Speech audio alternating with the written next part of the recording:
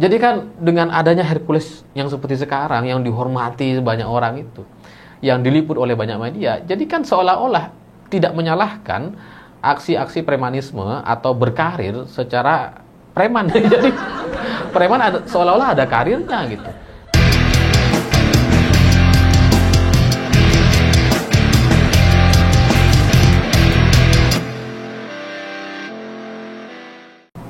Selamat malam semuanya. Hari ini Komandan Jenderal Kopassus John Afriandi menyampaikan permintaan maaf secara terbuka kepada seluruh masyarakat Indonesia atas tindakan atau kelakuan prajurit atau anggotanya yang sebelumnya meminta foto kepada Hercules.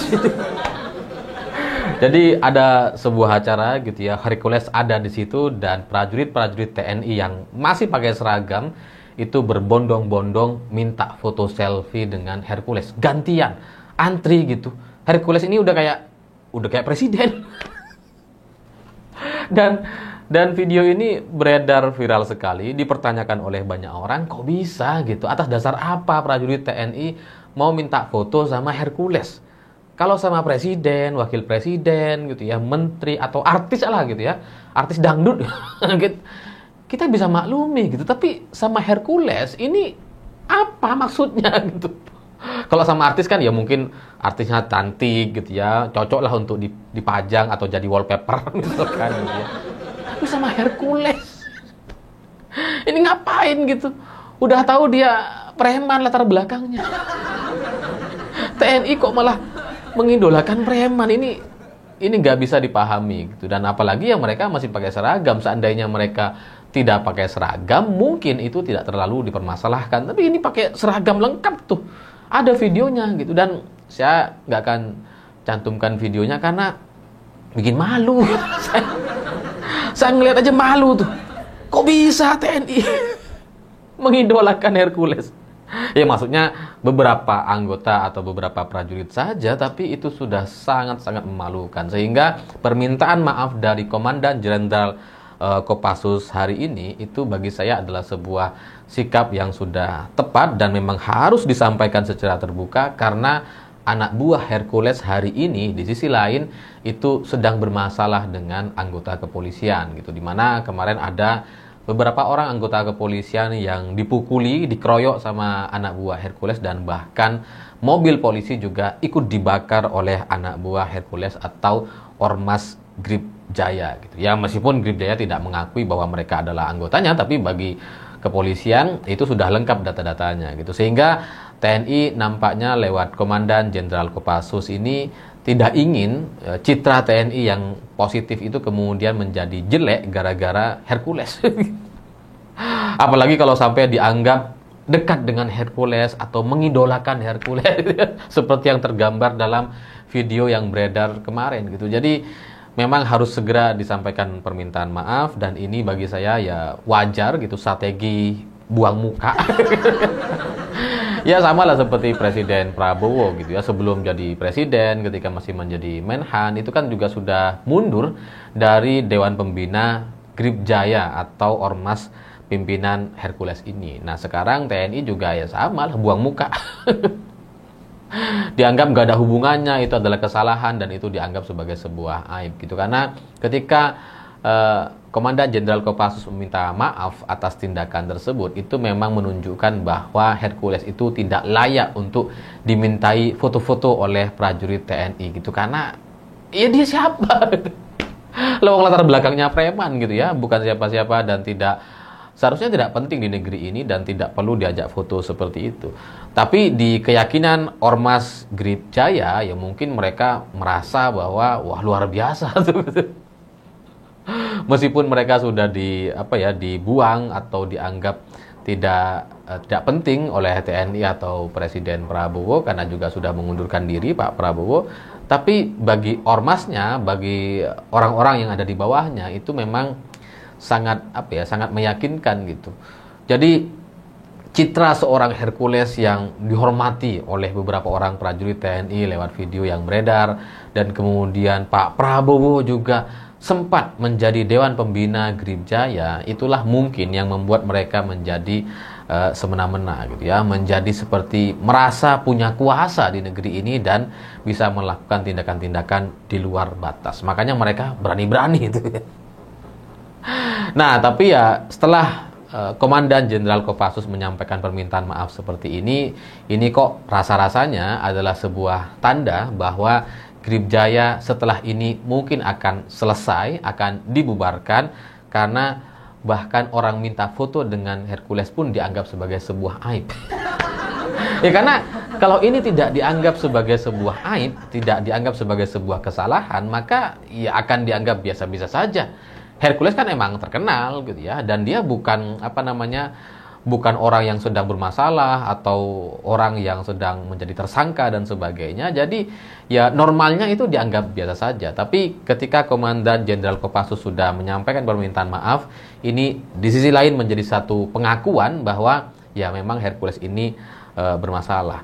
Dan juga selain itu mungkin ada ketakutan atau kekhawatiran kalau ini tidak disampaikan permintaan maaf secara terbuka, itu akan akan membuat terjadinya gesekan atau membuat seperti terkotak-kotaknya antara Polri dan TNI yang ya dianggap kayak jadi kayak dianggap membackingi gitu. Karena ya bagaimanapun Ormas Gripjaya atau anak buah Hercules yang kemarin melakukan pemukulan, pengeroyokan dan bahkan pembakaran terhadap mobil-mobil polisi, itu benar-benar tindakan kriminal yang di luar batas, sehingga tidak boleh rasanya ada orang yang dengan lantang atau dengan diam-diam membackingi Hercules atau Gripjaya. Nah, TNI yang hari ini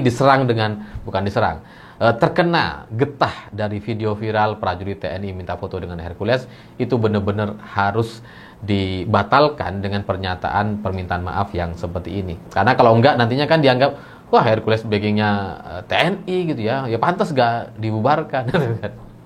Nah, tapi kalau seperti ini kayaknya itu akan dibubarkan, dan semoga Presiden Prabowo punya ketegasan, punya keberanian untuk segera membubarkan ormas ini gitu. Karena tidak ada untungnya untuk memiliki ormas seperti Gripjaya ataupun Hercules gitu. Toh ini juga hanya kelompok main-main saja, kelompok preman-preman saja, dan terbukti dalam beberapa kasus atau kejadian kelompok preman-preman yang semacam ini itu justru merugikan. Ya memang tidak menjadi resmi geng preman, enggak, ini ormas gitu ya. Sama seperti ormas yang lain, saya nggak mau singgung gitu ya. Ya kan kurang lebih sama sebenarnya praktek dan apa yang mereka lakukan itu ya gaya-gaya preman gitu. Kalau yang preman kampung yang bertugas untuk meletakkan atau memposisikan tukang parkir di beberapa sudut kota, itu kan ada yang nggak resmi. Adalah preman-preman yang nggak ada organisasinya, nggak ada ormasnya. Tapi ada yang ormas gitu, yang seperti ini salah satunya gitu. Jadi ya sebenarnya negeri ini tidak butuh ormas-ormas yang semacam ini. Kita tidak butuh tukang-tukang parkir yang ada di Alfamart dan Indomaret yang ngeyel sekali gitu ya. Dan itu ya kembali lagi itu kalau adalah kelompok-kelompok preman yang meskipun sudah ditulis parkir gratis, mereka tetap minta uang parkir, sehingga ya rasanya memang ini sudah tidak kita butuhkan dan perlu ada pembersihan. Dan selain itu, apa yang dilakukan oleh pemerintah akan menjadi satu catatan. Semoga itu berdampak positif untuk kita semua ke depan. Dan momentum untuk membubarkan Gripjaya itu menurut saya sudah sangat besar sekali momentumnya, dengan adanya pengeroyokan, pembakaran kepada mobil polisi dan perlawanan terhadap penegak hukum, dan seperti meremehkan sekali karena seorang tersangka atau anggota Gripjaya memberi komando untuk membakar mobil polisi dari kantor Polres Metro Depok. Jadi itu udah cukuplah alasannya gitu ya. Ya semoga ini direspon secara positif, dan pihak TNI kalau perlu ya ikut membantu untuk kemudian menangkap orang, bukan menangkap lah, untuk membantu pihak kepolisian supaya kasus ini bisa segera selesai gitu. Karena kadang-kadang preman-preman yang semacam ini memang perlu ketegasan pihak TNI gitu ya, supaya cepat lah. Kalau polisi kan masih kadang agak ragu-ragu. Kalau TNI langsung habisi gitu kan. ya meskipun tidak boleh semena-mena, tetap aja harus ditahan dan harus hidup-hidup gitu ya, tidak boleh kemudian terjadi lecet-lecet dan sebagainya. Ya semoga Indonesia lebih baik ke depan tanpa adanya Grip Jaya, karena dengan TNI sudah berani tegas seperti ini, diharapkan pihak-pihak yang lain juga bisa tegas gitu. Dan seorang Hercules, seorang pimpinan Grip Jaya atau ormas preman yang semacam itu memang tidak layak rasanya untuk kemudian diberi panggung di kancah nasional. Karena kedatangan Hercules kepada Jokowi itu kayak penting sekali gitu kan. Padahal siapa orang? Ngapa? Ya mungkin di Pilpres mungkin dia punya pengaruh gitu ya untuk mengubah perolehan suara atau dukungan dan sebagainya mungkin gitu. Tapi ya tetap saja kelompok preman gitu. Ngapain dikasih panggung? Jadi ya semoga ini menyelesaikan secara keseluruhan dan tidak perlu ada lagi lah wajah-wajah Hercules di media kita setelah ini gitu. Karena apa yang mau kita sampaikan kepada masyarakat, apa yang mau kita tawarkan, apa yang mau kita berikan pelajaran gitu ya. Jadi kan dengan adanya Hercules yang seperti sekarang, yang dihormati banyak orang itu, yang diliput oleh banyak media, jadi kan seolah-olah tidak menyalahkan aksi-aksi premanisme atau berkarir secara preman. Jadi preman seolah-olah ada karirnya gitu. Bikin kelompok di kampung dulu, kemudian agak besar gitu ya di sebuah kota, bikin ormas, langsung kemudian jadi tokoh nasional gitu. Ya, ini kan tidak pas rasanya gitu. Semoga ini mengakhiri semua cerita-cerita preman di negeri kita, dan lebih jauh dari itu semoga para tukang parkir di wilayah-wilayah yang tidak diperlukan itu sudah tidak akan ada lagi dalam beberapa bulan ke depan. Kalau di perempatan, pertigaan yang memang lalu lintasnya banyak, oke lah gitu ya. Tapi kalau di Alfamart, Indomaret yang cenderung rapi, cenderung parkirnya agak besar, buat apa gitu? Sama seperti Grip Jaya, buat apa dipertahankan? Saya pikir itu. Terima kasih sudah menonton. Begitulah kura-kura.